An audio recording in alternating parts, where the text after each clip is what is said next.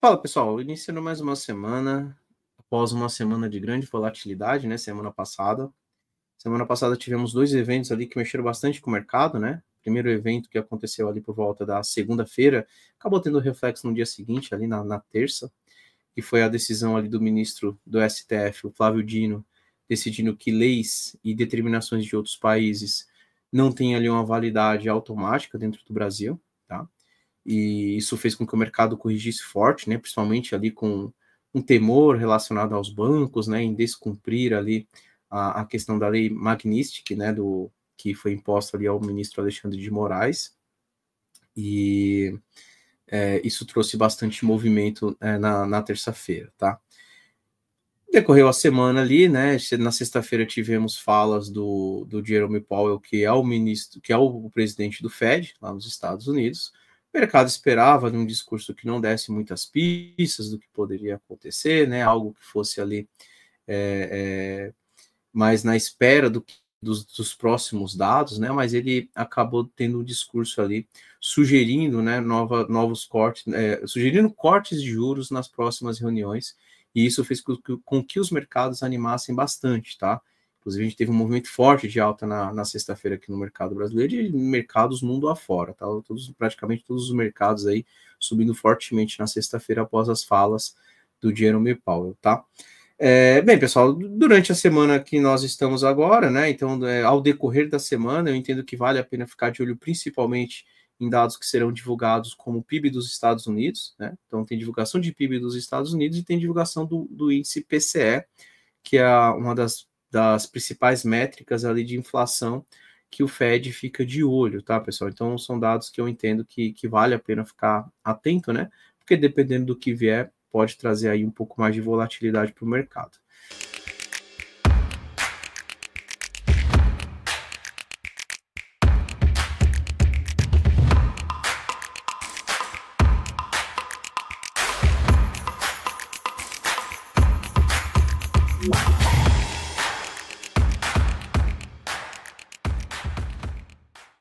Para quem não me conhece, me chamo Alan, faço parte da equipe Ficube. Hoje é dia 25 de agosto, uma segunda-feira, e a gravação das oportunidades da semana é uma parceria com o canal Monitor do Mercado. Vou colocar minha tela para a gente começar falando do Ibovespa. Então, pelo gráfico, a gente já consegue perceber a volatilidade que tivemos na semana passada. Então, esse candle gigante aqui, né? Eu gravei a última vez aqui na segunda passada, tá? Então, foi aqui, ó, que eu gravei. E se você apagar daqui para cá, né? Neste movimento aqui, eu entendia que a movimentação sugeria alta e que a ideia era buscar o teste dos 140 mil, tá? Então, a minha ideia era algo parecido com isso, ok? Não foi o que aconteceu, né? Teve a decisão, no dia seguinte o mercado despencou. Voltou para baixo, voltou forte, inclusive fechou para baixo de 135.500. Este candle aqui me deixou bem desconfortável, porque abaixo de 135.500 entendia que ele voltaria para testar o 132. O mercado ficou ali 2 dias andando de lado, veio a sexta-feira e deu essa puxadona para cima. Então, assim, vê que é um mercado que bagunçou bastante a semana passada, né? Para baixo, para cima. Então, não foi um mercado muito fácil ali na semana passada. Só que do jeito que ele fechou, né? Acaba sendo a movimentação anterior à mesma movimentação da semana passada. O alvo passa a ser o 140, continua sendo 140, apesar de ele não ter ido da semana passada por conta do noticiário. Eu entendo que ainda temos essa chance aí ao decorrer da semana, tá? Então, assim, pessoal, não muda muito a leitura, né? Permaneço na mesma condição. Acima de 135.500, minha ideia é testar as máximas, 140, 141. Se perder 135.500, né? Aí ele volta para testar 132 mil, podendo ir buscar a região dos 128, 130 mil como um próximo alvo, tá? Então, Ibovespa, apesar de lateral, né, porque ele está lateral desde março, se vocês considerarem desde maio, desculpa, desde maio ele está andando de lado, né, então desde 21 de maio, quando ele marcou aqui os 140 mil, ele vem andando de lado, aqui ele tentou romper, não conseguiu, devolveu tudo, então ficar atento que ele pode aí voltar para testar os 141 mil, tá? Então é lateral, mas no momento, pela movimentação atual, sugere a movimentação de alta. Eu só ficaria atento, né, se ele não vai falhar aqui, tá? Ele tem que trabalhar para cima aqui desse topinho do dia 12. Deixa eu só confirmar se é o dia 12 mesmo, dar um zoom aqui para pegar a data certinha. É o dia 12 de agosto. Ele tem que trabalhar para cima desse 138.400, tá? começou a trabalhar para cima de 138.400 e 140, 141 mil próximo alvo. Então, o Ibov ainda sugerindo que é para cima. Vamos dar uma olhadinha aqui no gráfico do dólar, WDO FUT. O dólar é para baixo, né? Ele até chegou a trabalhar para cima dos 485. Entendia que no curto prazo ele poderia ter feito algo parecido com isso, mas aí na sexta-feira teve a movimentação lá gerada pelo discurso do Powell, o dólar voltou rápido, voltou para baixo dos 480, então entendo que ele marca um topinho aqui no 5.520, 5,52. Próximo alvo do dólar, testar fundo, 5,40 e se perdido, 5,37, tá? Essa região em verde, que representa ali uma região de preço lá de março de 2024. Então, dólar ainda para baixo. Desculpa, pessoal, vamos lá. Bem, toda semana trago 2 candidatos, né, que eu considero ali que estão em pontos interessantes para se ficar de olho, para compra, para venda, enfim. E trouxe aqui os candidatos que eu considero interessantes. São 2 candidatos de compra, tá? O primeiro candidato que eu gostaria de chamar a atenção aqui para vocês é o gráfico de Porto Seguro. Entendo que ele está num ponto ali onde a relação risco-retorno é bem interessante, tá? Tá certo que ele veio testar o último topo que ele deixou ali em julho, né? 4 de julho ele fez novo topo. Opa! Ele fez novo topo, veio testar e bateu cabeça, tá? Isso pode indicar para a gente um topinho duplo, né? Que acaba sendo ali um sinal de reversão se acontecer. Só que ele só confirma esse topinho duplo a partir do momento que ele perde aí a faixa dos 50, né? E dá continuidade nesse movimento de queda. Teria que fazer algo parecido com isso. Aí realmente ele pode dar uma movimentação de queda ali um pouco mais forte.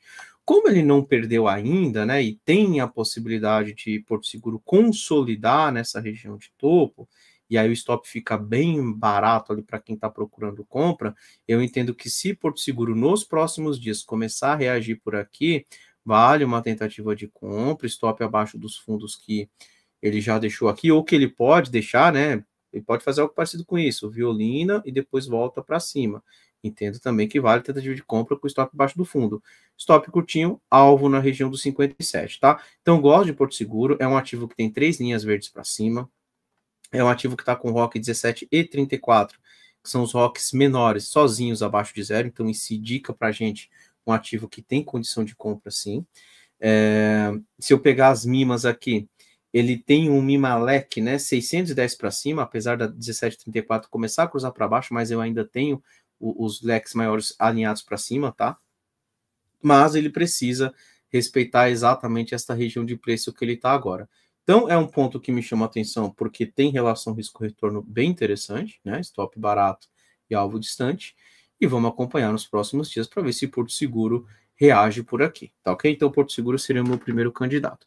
O segundo candidato que eu gostaria de trazer aqui é o gráfico de Pague Menos, PGMN3, né? Então, farmácias ali Pague Menos. Ele já até deu uma reagida ali na semana passada, né? Tava de olho aqui na faixa dos 3,60, 3,59. Ele tocou, fez um repique, deu uma violinadinha aqui nos 3,52 e agora reage.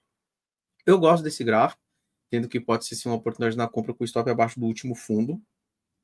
E o alvo é testar de novo esse topo aqui nos R$ 4,07, 4,10, né?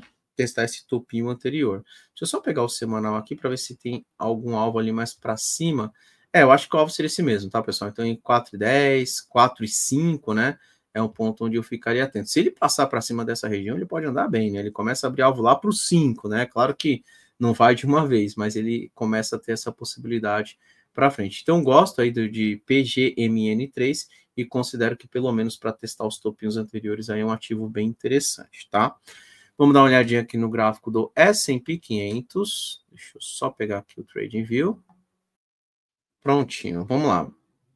S&P 500 na tela, então S&P 500, ele fez nova máxima ali nos 480, veio corrigindo.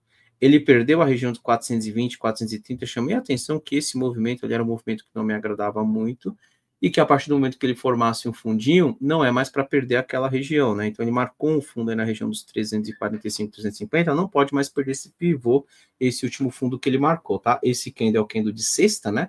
Quando teve o pronunciamento do Powell. Então, para quem está posicionado no mercado americano, a ideia é que ele venha para romper máximo. Ele tem que dar continuidade, e aí essa região passa a ser um ponto ali de proteção para quem está comprado. Não pode ser mais perdido. Se for perdido, entendo que vale estopar, porque ele corrige até o 6.200 novamente como um ponto de suporte em caso de perda ali da região dos 345, 350, tá ok? Mas de qualquer forma, S&P 500 ainda é para cima, só tome cuidado, porque ele está esticado, está testando um topo anterior, e sempre tem a chance ali dele começar a demonstrar um certo cansaço, né, a falhar aí na região do topinho anterior, tá ok?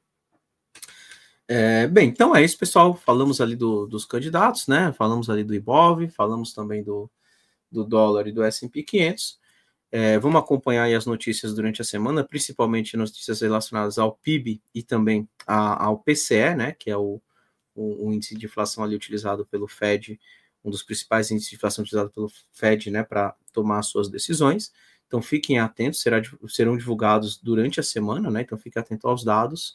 E aí a semana que vem a gente está de volta ali para observar como que o mercado reagiu, tá? Então vou encerrando por aqui, desejo a todos uma excelente semana, lembrando que a gravação das oportunidades da semana é uma parceria com o canal Monitor do Mercado. Um abraço a todos, até semana que vem. Tchau, tchau.